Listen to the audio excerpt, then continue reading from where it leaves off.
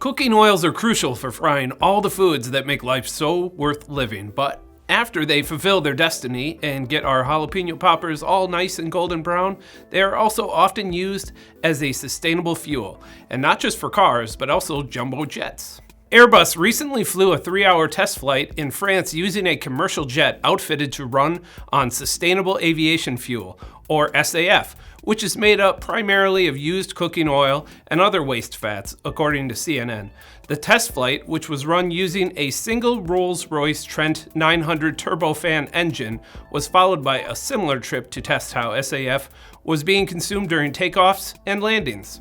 Airbus had previously tested SAF with an A350 and an A319neo single-aisle aircraft. But this latest test used an A380, the company's wide-body passenger jet with 2 full-length decks and a total area of 550 square meters, or 3 tennis courts. In other words, it's a huge gas guzzler.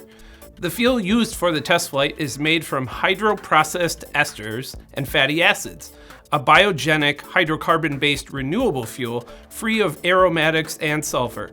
It's also sometimes called a drop-in fuel, meaning that it's chemically equivalent to fossil fuels and can be used in existing diesel engines without technical blend walls.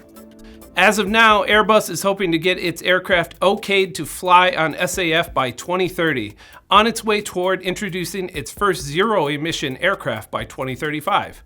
The airline industry as a whole has pledged to get to zero emissions by 2050. SAF could play an important role in reaching that goal, but it's apparently fairly costly, so it likely won't be widely adopted soon.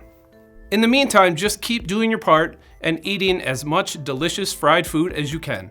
Consider it a small sacrifice for the future of sustainable aviation. I'm Ben Munson, and this is IAN Now.